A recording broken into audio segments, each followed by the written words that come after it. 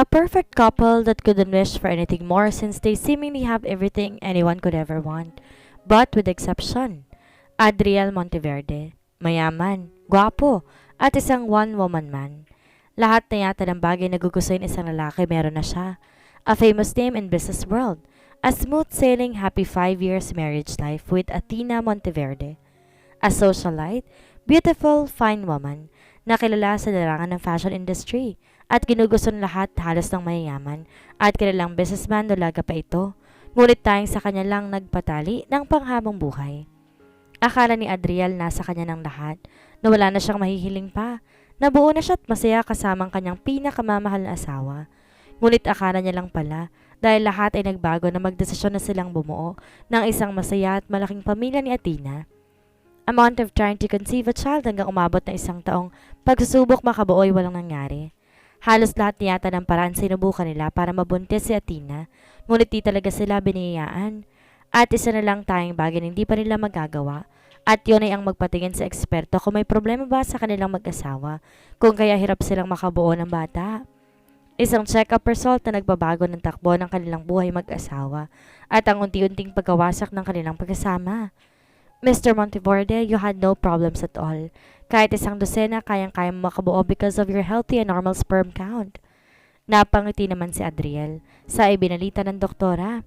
Ngunit napansin itong malungkot na pagdako ng pansin ito sa kanyang pinakamamahal na asawa, kaya hinawakan niyang para dito tinaplos ang kanyang mukha. Napatingin naman si Athena kay Adriel, mga tinging may takot sa maaring sambitin sa resulta ng kanilang doktor tungkol sa kalagayan niya, na maaring magbabago ng lahat sa kanilang magandang relasyon. But sad to say this, Mrs. Monteverde, we diagnose that you have polycystic ovary syndrome that causes your difficulty in bearing a child. What? Di ba kapaniwalang tugon ni Athena na nagpaluha sa kanya? Niyakap naman siya kaagad ni Adriel. Yakap na nagpaparamdam sa asawa na everything is going to be alright. Ngunit magiging alright pa ba ang lahat kung makikilala ni Adriel Monteverde ang isang Rosana Santiago? Ang babaeng makakatulong sa kanya upang mabuo ang kulang sa kanyang buhay. A casual business deal that becomes entangled because of the unrestricted desire of Adriel Monteverde to his contracted baby maker, Rosana Santiago. Inupahan at binayaran mo lang ang matres ko, hindi para maging kabit mo. Rosana Santiago. At ito ang panimula ng kwento. Rosana's POV. Ano na Rosana, papayag ka ba? Kailangan mo ng pera, di ba? Napatingin ako sa matalikong kaibigan. Sofia May Ann Soledad, a fine woman who was contented of being somebody else's mistress. Ano nga ulit ang sinasabi mo? Tanong ko rito nang mawala ako sa focus sa pinag-uusapan namin nang may makita ko isang gwapong lalaki na pumasok sa cafe na pag-aari ni Sofia. Kasama ito ng isa sa mga lalaking kaibigan ni Sofia at papalapit sila sa gawin namin. Sasagot na sana si Sofia sa akin nang marinig niya naman ang pagsambit ng kaibigan niya sa pangalan niya. Sofia. Kaya napalinguntot na patayo.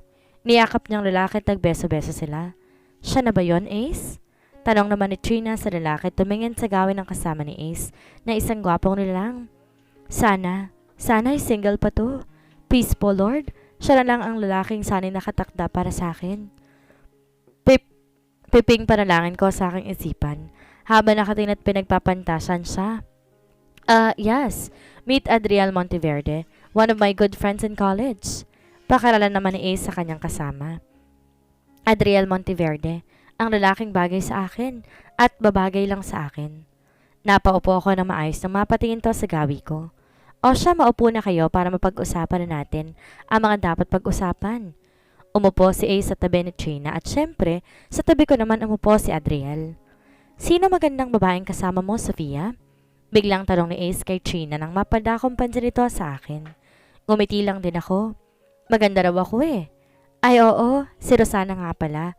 Rosana Santiago, kaibigan ko, at ang sinasabi ko sa iyo maaring makatulong sa kaibigan mo. Napakunot noon naman ako sa sinabing niyo ni Trina. Ano makakatulong? Wala naman tong binabanggit sa akin ah.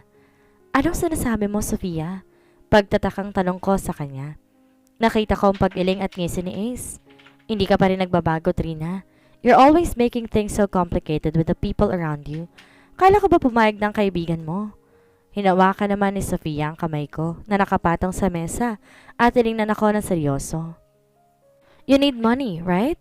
At ayaw mo namang humiram sa akin. Ito na ang sagot sa problema mo, Rosana. Just a night with him and 9 months of bearing his child. What do you mean? Surrogacy? Kurot to akong sambit kay Sofia at napatayin sa gawin ng Adriel Monteverde na tahimik lang nakikinig sa amin. Oo, Rosana. In simplest term, magiging baby maker ka niya. And he's willing to give any amount that you need, right, Mr. Monteverde? Napansin ko naman ang pagtango nito bilang pagtugon kay Trina. Dumako ang pansin nito sa akin. Yes, I am willing to pay you in any amount that you want. Basta mabigyan mo lang ako ng anak. An heir, sambit nito. There is sadness in his beautiful green eyes, and he had this aura na so powerful at kaya niyang ipaikot lahat ng bagay sa pamamagitan ng pera niya. Na kaya niyang makuha ang lahat ng gustuhin niya pero may kulang. I can feel it sa paraan ng pagtingin niya sa akin. He looks begging for me for something that will make him whole as a man again. Any amount? Even a billion? Seryosong tanong ko sa kanya. Kung hindi ko lang kailangan ng pera, hindi ko to gagawin. Ngunit may isang bagay lang na tumatakbo sa aking isipan. Isang tanong. Kailangan mo ng anak? Bakit di ka nalang mag-asawa at gumawa kayo ng mga tagapagmana ninyo? Why get a baby maker like me? Napabuntong hininga si Adriel, pero si Ace na ang sumagot sa katanungan ko. Adriel is already married. At parang nabuhusan naman ako ng napakalamig na tubig nang maramdaman ko ang pangatog ng aking tuhod. Mabuti nilang nakaupo ako kaya hindi ako natumba dahil sa panghihina nito. Kasal na siya, di na kami pwede. Yun naman pala eh, so why need me? Alam mo naman na maaaring sagot sa tanong ko, pero mas pinili ko pang marinig to mismo mula sa kanila. I don't want to assume anything hanggat di ko ito harapang sinasabi sa akin. Dahil hindi pwedeng mabuntis ang asawa ko. Marahang sagot ni Adriel na kinatingin ko sa kanya. At yun din pala, Rosana. Hindi po pwedeng malaman ni Athena Monteverde ang namamagitang kontrata sa iyo ni Adriel. Sekreto lang to between the four of us. Napatingin ako kay Ace dahil sa sinabi niya. Paano yun? Paano ang bata? Pagkatapos ko siyang iluwal, paano siya mapupunta sa kanila? Naguguluhang tanong ko naman kay Sofia. Ipapalabas ni Adriel na mag-aampon siya, and that would be yung magiging anak ninyo. Ano, okay na ba, Rosana? Are you willing to do the job? You need money. Napatingin ako kay Sofia. Alam ko gusto lang akong tulungan Trina, ma-resolve ang problema ko sa asyenda namin. And maybe Adriel Monteverde is the right person to help me resolve it by helping him resolve his own problem. Just a night with him and 9 months of bearing his child. Teka, kailangan ba talaga sexual intercourse? Hindi ba pwedeng intrauterine insemination? Sperm niya, matres ko, ganun lang. No, mas mapapadali ang lahat, Rosana, kapag mag-sex kayo. Isang gabi lang naman at siguradong makakabuo na kayo. How sure are you, Sophia, na makakabuo kagad kami sa isang gabi lang? Dahil alam kong regular kang pupunta sa isang OB-GYN to check your fertility, hindi ba? Oh, and so far, normal and healthy naman ako. And my doctor said mabilis na ako mabubuntis kaya pinag-iingat niya ako. Tumikim si Adriel kaya't napatahimik kami na naging signos naman niya para magsalita. At napansin kong pagbabago sa aura niya. Bigla siya naging intimidating at nakakatakot. So, it's settled then. Simple lang naman ang condition ko na nasabi rin naman ni Ace. Hindi ito maaaring malaman ng asawa ko. Ayoko siyang masaktan. At isiping na buntis ko ang kabit ko. I just want a happy life. A happy family with her and my own flesh and blood. Napatingin naman to sa akin. Nag-iba na ang paraan ng pagkakatingin niya sa akin ngayon unlike kanina na puro ng pagsusumamo. Now he was looking at me na parang ang dumi kong babae to accept this kind of job. Kaya napayoko ako. Ako ang bahala sa lahat ng kakailanganin mo kapag buntis ka na. I will pay you in any amount that you want. At kapag nabayaran kita, wala ka ng pakialam sa magiging anak natin. Akin ang bata, sa'yo ang pera. At doon na matatapos ang kontrata natin sa isa't isa. Hindi ka maghahabol sa kung anuman. Deal? Napatingin ako kay Sofia. Napataas kilay to at tumango. Assign na pumayag na ako dahil ito na yung pinakamabilis na paraan para mabawi kong hasyenda namin sa kamay ng mga de Guzman. Just a business deal, nothing more, nothing less. Basta ba kukunin mo agad sa akin ang baby pagkaluwal ko sa kanya? And you don't dare fall in love with me. Sambit ko at tumango naman siya sa bingisi bilang pagsang-ayon sa mga kondisyon ko. Then it's a deal. Sa bahay ng Monteverde. San ka galing, Athena? Bungad at tanong kaagad ni Adriel sa kanyang asawa. Ngumiti ang babae sabay hakbang papalapit sa kanya na prenteng nakaupo sa sala. Umupo naman si Athena sa mga hita nito at nilingkas ang kamay sa leg ni Adriel. Nakipagkita lang ako sa mga friends ko ng college, honey. Ikaw, kailan ka pa ba nakauwi? Tanong nito at tinampian ng halik ang kanyang asawa na pinalalim naman ni Andre nang hawakan niya ang mukha ni Athena. Hinalikan niya to na may sobrang pagmamahal. Malpas siya ng ungol si Athena nang maramdaman niya ang pagkaplos sa mga palad ni Adriel sa kanyang may kalakihang dibdib. Tara, sa kwarto. Marahang pagbulong ni Adriel sa asawa at binuhat niya na ito na bridal style. Halos mapatili naman si Athena dahil sa ginawang iyon ng kanyang asawa. Para silang bagong kasal, nakakauwi lang galing sa reception at excited na para sa kanilang unang gabi bilang mag-asawa. Rosanna's POV. Tinitingnan ko ang sarili ko sa isang full-length mirror nandirito sa bahay na magiging pansamantalang tirahan ko sa loob ng halos 1 taon. Bahay na binili ni Adriel Monteverde para sa amin kung saan magaganap ang unang gabing pinag-usapan namin na located sa Southridge Village. Isang exclusive village na para sa mga mayayaman at may sinabi sa buhay lang katulad ni Sofia at ng kaibigan niyang si Ace. Dito ako ibinahay ni Adriel Monteverde. Maganda ang mga bahay dito sa village at mas maganda sa lugar. Mangilan-ngilan lang ang nakatira at di basta-basta nagpapapasok at nag-iibagi impormasyon sa mga tagalabas. Kaya't safe na business location para sa amin ni Adriel. Lalo na't malayo rito ang mansyon nila ng kanyang asawa. Hindi ko tuloy maiwasang mapaisip na para akong isang kabit. Tinatago na isang mayamang negosyante. Kung hindi ko lang talaga kinakailangan ng pangmadali ang pera, hindi ko to gagawin. Napapikit ako habang inaalala ang mga nangyari noong nakaraang linggo sa aming hasyenda sa Batangas. Nalulugi na ang buong hasyenda natin, Rosanna, at baka tuloy na tong mawala sa atin kapag hindi ka pa magpakasal kay Carlos de Guzman. Siya lang ang tayong pag-asa natin at ng hasyenda para makabalik tayo sa dating kinalalagyan natin. Napakayom ako dahil sa mga sinabing iyon ng nanay ko. Pinunasan ko ang umalpas na luha sa aking mga mata bago galit na lumingon sa kanya. Isinanla mo ako? Grabe ka, mama. Sarili mong anak? Magkano? Magkano halagang napag-usapan niyo ni Carlos de Guzman kapalit ng pagkakatali ko sa kanya habang buhay? Magkano, mama? Magkano ang halaga ko? Di makapaniwalang tanong ko sa aking ina. Hindi na mahalaga pang malaman mo yun, Rosana, anak. Basta magpakasal ka na lang sa kanya at iaahon niya sa putik ang buong Hacienda Santiago. Wala sa sariling sambit ng nanay ko. Magkano nga, mama? Magkano ang halaga ko? Sagutin mo ako, magkano? May galit na pilit ko pa sa kanya habang patuloy na lumuluha. Napaupo na lang ako sa sahig habang yakap-yakap ang aking sarili. Hindi ako makapaniwala. Isinanda ako ng nanay ko sa isang katulad ni Carlos de Guzman. Makakaya ko pa kung sa iba pero sa isang de Guzman na kilalang sindikato ang kanilang pamilya sa bayan namin. Oo, makakaahon kami sa hirap pero sa kahihiyan, hindi. 5 milyon, sagot ng aking ina. 5 milyon? Ulit ko. Sa halagang 5 milyon, pinagkalulong mo ako sa demonyo? Mama, we can use my savings. Alam ko may iniwan si Papa sa akin at mahigit 10 milyon na yon dahil hindi ko naman to ginagasta. Nasa na yon, Mama? Sa tingin mo ba magkakaganito ako kung may pera pa tayo? Kahit kailan, Rosana, wala ka pa rin kamuang-muang sa mundo. Sa dami ng iniwang kautangan at paluging negosyo ng papa mo, kulang pa mga iniwan niyang kaperahan para mabayaran lahat. Umiiyak na ring sambit ng nanay ko. Kita kong hirap at stress sa mukha nito. Alam ko ayaw niya rin akong ilagay sa sitwasyong to, ngunit wala na siyang ibang choice. Kung hindi lang sana namatay ng biglaan ng papa ko, kung sana nandito pa siya, hindi ito mangyayari sa buhay namin. Ngunit wala na siya. Kami na lang ni Mamang natitira sa mundong to kasama mga iniwang problema ni Papa na matagal niya na palang itinatago sa amin. Kapag ba naibigay ko ang 5 milyon, mababawi na natin sa mga de Guzman ng hasyenda? Ang kalayaan ko? Tanong ko. Tumango naman si Mama. Pwes bigyan mo ako ng 1 buwan. 1 buwan, Mama?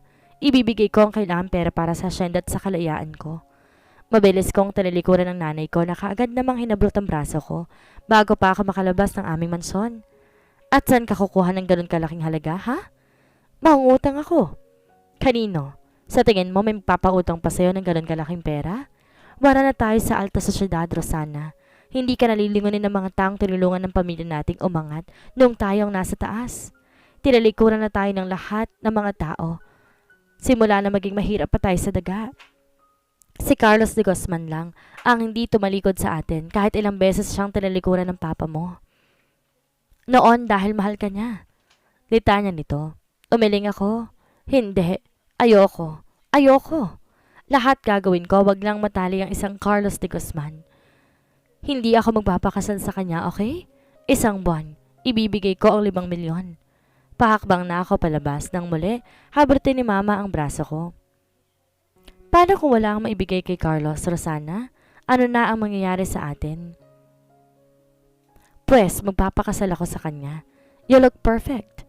Puna ni Adriel Monteverde sa akin habang nakatingin sa kabuoang ayos ko. Simple lang naman to, isang red-fitted long gown. Gwapo rin naman to sa kanyang ayos na nakasuit and tie. Para kaming couple na pupunta sa isang grand ball na mga alta. Ngumiti ako. Hindi ko pinapahalata na kinakabahan ako ngayon sa unang gabing magkasama kami. Mabuti na lamang at tinuruan ako ni Sofia kung ano ang gagawin upang makasanayan namin ni Adriel Monteverde ang isa't isa. Binigyan niya rin ako ng mga tips kung paano maging professional sa larangang ito. Well, ito lang naman ang mga sinabi niya ang tumatak sa aking isipan. Be seductive. Ngunit paano?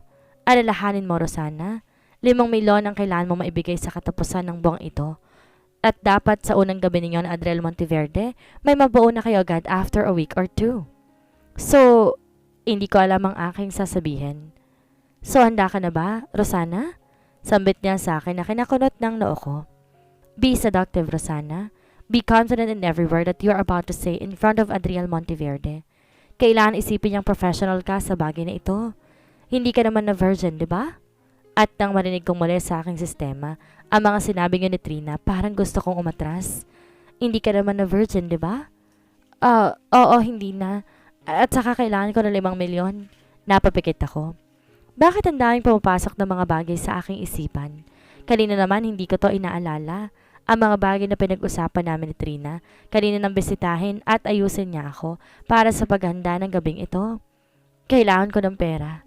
Kung kaya kailangan ko tong gawin. Kaya ko to. I can do this. Tiningnan ko ang walang emosyon si Mr. Monteverde na nakatitig na sa akin ngayon. I cannot read his reactions. Naka-poker face lang ito kung kahit gumiti na lang ako ng kay tamis. Bakit ako tinatanong mo ng ganyan, Mr. Monteverde? Hindi ba dapat ako magtanong niyan sa iyo? Handa ka na bang mahalin ako ngayong gabi? Lakas loob kong tugon sa kanya. Anong sabi mo? Hindi ko kayang mahalin ng babaeng katulad mo? At may asawa na akong mahal na mahal ko. Hindi ko kayang saktan na pagpalit sa iba, lalo na sa katulad mo. Seryosong sagot ito na parang imposibleng-imposible na mahalin niyang isang katulad ko. Well, hindi na ako maasa pa sa bagay na iyon. Kung wala pa sana itong asaway baka, ipilit pa nilang sarili ko sa kanya dahil gusto ko na siya nung unang nakita ko pa lang siyang papasok sa cafe. Ngunit nang malaman ko na may asawa na ito, at mahal na mahal niya, iwinaksi ko na sa aking puso't isipan ang bagay na yon. Di ako pinalaki na magulang ko para maging kabit, nasisira ng isang pamilya. Kung di ko lang talaga kailangan ng 5 milyon. Hindi ako papayag sa setup na ito. Ngunit wala na akong ibang choice but to be his contracted baby maker. Yun lang, just pure business. Ngumiti na lang ako dahil sa naging tugon nito. Hindi mo ba alam na mas magandang mag-alaga ng isang batang nabuo dahil sa pagmamahal ng 2 tao? I am not telling you to love me after this night. I am just asking you to please kahit kunwari lang ngayong gabi. Mahalin mo ako at ganoon din ako sa'yo. Let's not think of other things. Tonight but just you and me. Atin lang ang gabing to. Angkilin mo ako at ganoon din ako sa'yo. For the sake of your future heir. Napansin kong pagkakating nito sa akin na may kung anong nasabi akong nagpabilib sa kanya. I get it. Kaya pala. Sambit lamang nito. Kaya pala? Ulit ko at napataas kilay. Kaya palang mahal ng halaga mo. Cause you are not just after the money na hindi sinisigurado ang magiging output. So pang ilan ako sa mga naging kliyente mo? Sambit niya. Ay oo nga pala. Ang pagkakaalam niya isa akong professional baby maker na talagang gawain ng mga bagay na to. Mahalaga ka pa ba yon? Isipin mong ikaw lang. Dahil ikaw lang naman talaga. Okay, ako lang. Nakangiting ulit niya sa sinabi ko. May tanong ako. Sambit ko pa bago ko ininom ang alak na nasa aking kopita. What is it? Tanong naman ito bago uminom din sa kanyang kopita. Bakit ako? I mean, hindi ka naman malulugi sa akin. Pero may mas legal pang surrogate mother sa ibang bansa. At mas magandang lahing may bibigay sa'yo. Naging choice ko na yon, ngunit ayaw ni Athena ang kaisipan na ipagsamang sperm ko sa egg cell ng ibang babae. Nakuha mo ba? Mas gugusto niyang mag-ampon kami ng anak na ibang tao kaysa magkaanak ako sa ibang babae. Napatango lamang naman ako. Paano kung malaman ng asawa mo to? Baka akalain niya kabit mo ko. No, she will not know about this. Kung wala magsasalita sa ating apat at tayong nakakalamang setup nating dalawa, Rosana, at saka mabilis na lilipas ang 1 taon. Paano kung di mo siya mapapayag, ampo rin na magiging anak natin? Out of nowhere, tanong ko, na ikinaseryoso ng mukha niya. Hindi mo na kailangan problemahin yon. You are just paid to conceive a baby with me. Alagaan ng fetus sa loob ng 9 months at iluwal to na healthy and beautiful. Yun lang. Okay. Nasabi na rin ba sa'yo ni Sophia ang tungkol sa kalahati ng 5 milyon na bayad mo kapag nabuntis na ako? Nakita ko ang pagtango nito at pagtayo sa kanyang pagkakaupo. Humakbang to papalapit sa ceiling to floor na glass window kung saan tanaw-tanaw ang swimming pool at mini garden sa backyard. Walang problema kapag sa pera lang. I can give it to you right away. Kung maibibigay mo rin ang kailangan ko kaagad. Tumayo ako at tandang humakbang papalapit sa kanya. Di ko sigurado kung ramdam niya ang paglapit ko sa gawin niya, pero nakapirmi lang itong nakatalikod sa akin. Tinanggal ko lahat ng pag-aalinlangan sa aking isipan at damdamin at niyakap ko siya na may paghaplos sa kanyang bewang. Naramdaman ko ang pag-igtad nito ngunit di siya nagbigay pagtutol sa ginawa ko. Pinatong ko ang aking mukha sa kanyang balikat at bumulong sa kanyang tenga. Are you ready to scream my name tonight, darling? Narinig ko ang pagkabasag ng kupitang hawak-hawak ni Adriel nang bitawan niya to dahil sa paglingon at hawak niya sa aking bewang. He pinned me into the glass wall. We are now staring at each other. Naramdaman kong init ng katawan niya kahit may mga saplot pa kaming suot-suot. Unti-unti lumalapit ang kanyang mukha sa aking mukha. Handa na akong angkinin niya ang aking labi. Nang bigla itong mapatigil ngunit konting espasyo na lang naman ang pagitan namin. I like your eyes. Di ko inaasang sambit niya at naramdaman ko na lamang ang pagdampi ng kanyang malambot na labi sa aking mata. Also your nose. It is like a nose of a goddess sculpted by a great sculptor. And then he kissed my nose. And? At napatingin to sa aking labi. Your lips. I'm wanting to taste it since the first time I met you. Napapikit na lang ako at napakapit sa kanyang leeg nang idampi niya ng kanyang labi sa aking labi. Nakadampi lang to not until I dared to move my lips. I passionately kissed him with so much emotions on it na kanyang tinugunan na may parehas na intensidad at pressure. Naramdaman ko ang paghaplos ng kanyang malambot, ngunit mainit na palad sa aking leeg, pababa sa aking braso. Hinawakan niya naman ang aking pangupo at binuhat ako habang magkasalo pang aming mga labi. Walang gustong bumitaw, kahit konting segundo pa ay makakapusan na kami ng hangin. Ang sarap niyang humaplos, para ako nadadivert sa ibang dimensyon. Sa ibang mundo na kami lang nag-i-exist na nilalang. Mahigpit pa rin ang pagkakakapit ko sa kanya nang maramdaman ko ang dahan-dahan niyang paglapag sa akin ng isang malambot na bagay, sa kama. Naputo lang aming paghahalikan kung kaya napamulat ako at napatingin sa kanya. Hinubad na nito ang kanyang suit at isa-isang tinatanggal ang pagkakabutones ng kanyang polo at paunti-unti nakikita ko na sumisilip na ang malabalbon niyang dibdib. Oh my gosh! Why so hot, Adriel Monteverde? Nakatingin lang ako sa kanya habang busy siya sa pag-alis sa kanyang mga sablot. Habang ako nakaigalang sa kama at di alam ang dapat gawin. Maghuhubad na rin ba ako dapat ang damit? O tulungan ko muna siyang hubarin ang salawal niya? Napatingin to sa gawi ko at parang nanlalamig ako dahil sa uri ng pagkakatingin niya sa akin. Napada ako ang pansin ko sa ibabang parte ng katawan niya dahil tanging brief na lang niyang natitirang saplot ng katawan niya. Damn! Kinakabahan na ako. Dahan-dahan siyang gumapang papatong sa akin. Naramdaman ko naman ang paghaplos ng kanyang palad sa aking binti, paakyat sa aking bewang. Napapikit ako nang dumampi sa aking leg ang kanyang labi. He is kissing me there na parang vampira. Nilalasap ang kanyang biktima bago kagatin. You smell so good, he whispered sabay kagat ng aking tenga. Hinaplos niya naman ang aking braso hanggang sa aking kamay. Hinawakan niya to at ginayak sa kanyang dibdib. Kung kaya't napatingin ako sa kanya na nakatingin din pala sa akin. Pinadaanan kong aking palad sa kanyang sexy, naked upper body. We should do this fast, Rosana. Haplos mo pa lang. Damn it! Sambit niya at biglang nagbago ang kanyang aura at narinig ko na lang ang pagkapunit ng aking panty. Oh my God! Mabilis niyang hinubad ang kanyang brief at pumosisyon. Teka, Adriel. Damn it, Rosana. We're just making a baby, not making love. I cannot think of you as my lover, so we should do this fast. And besides, alam ko namang di ka na nito masasaktan sa dami na naging kliyente mo. Sa sobrang sakit na aking nararamdaman ngayon, parang nawarak ang buong pagkatao ko. Para akong nahati sa 2 piraso. Pero hindi ako nakasigaw. Hindi ako makaayaw. Hindi ko siya po pwedeng itulak. At ang tanging nagawa ko na lamang ay mapahawak sa bedsheet na sobrang higpit at mapaluhan ng tahimik. Ramdam ko ang pagkatigil niya nang maipasok niya ng buo ang kanya sa loob ko. Alam ko nakatingin siya sa akin, ngunit ayaw kong salubungin ang mga titig niya. Dahil natatakot ako. Natatakot ako sa maaaring sabihin niya. I lied to him, to all of them. For the sake of money, nagawa ko magpakababa. Nagbigay ko ang isang bagay na pinakiingatan ko sa ilang taon ng buhay ko. What the? You're a virgin. Shit! May galit na balalas ito at tatanggalin na sana, ngunit kailangan ko ng pera. Kung kaya't kahit sobrang sakit, gumalaw pa rin ako.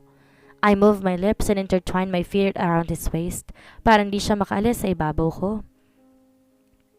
Matapang ko siyang tinitigan. Please, I need money. Pakiusap. Napakunot no ako without saying any word. Pinunit niya ang damit ko. Inawakan, inaplos ang dibdib ko. Hinawakan niya ang baba ko para mapatingin ako sa kanya at nakita kong galit sa kanyang magagandang mga mata. Hinalikan niya ako ng sobrang pusok at halos masugat na ang aking labi. Wala ko ibang nasabi kundi tanging ungol na lamang. Ayoko na magsalita pa. Gusto ko na lang matapos ang gabing ito. He was pumping in and out inside me. Gusto ko siyang yakapin. Gusto ko siyang hawakan, haplusin. Ngunit di niya ako binigyan ng pagkakataon. Every time I told him, sinasangga niya ito by holding my pulse tight and pin my hands to the side. Pumapatak na rin ang pawis ito sa aking dibdib. Sa aking leeg, nang maramdaman kong init ng aming pag-iisa. Baon ng pagkakagat niya sa akin. Masakit, ngunit mas nanging ibabaw ang aking nararamdaman. Tanging pag-ungol niya at pagbagsak ng kanyang namamawis na katawan sa aking ibabaw. Napaluhan naman ako na aking mabilis na yung pinunasan dahil ayoko makita niyang kainosentehan ng aking emosyon. Naramdaman ko na lamang ang pagkaalis nga sa ibabaw ko at napahiga siya sa isang tabi habang ako, tahimik na nakahiga pa rin. Hindi ako gumagalaw. Ang totoo, natatakot akong lumikha ng kahit anong paggalaw na magsanhi upang singhalan niya ako. Naramdaman ko naman ang paglundo ng kama kung kaya't napatingin ako sa gawin niya. Nakaupo na ito sa gilid ng kama at nakayuko lang. Nagkapapakiramdaman lang kami hanggang sa tumayo na nga ito at pumasok na sa banyo. Halos 5 minuto ang lumipas nang lumabas ito roon na nakatapis ng puting tuwalya sa kanyang ibabang parte. Akala ko gano'n na lamang iyon. Walang salita siyang nagbihis. At aalis na. Pagkatapos ay babalik na lamang siya pagkaraan ng ilang linggo. For the result kung nabuntisin na nga ako. Ngunit nagkamali ako. Dahil naramdaman ko na lamang ang pagkakatapon niya ng 5 bundle ng 1,000 sa aking kahubaran. Bayad yan sa pagkakawarat ng puri mo. Just contact Rosana kapag buntis ka na. What a dirty whore. Masakit na sambit nito at lumabas na ng kwarto. At narinig ko na lamang ang pagtunog ng makina ng sasakyan sa labas. At doon lang ako napahinga ng maluwag. Ngunit wala pala akong planong tumayo sa pagkakahiga. Pumulupot na lamang ako. Pinilit kong yakapin ang aking sarili. At napaluhan na lamang. What a dirty whore. Dirty whore.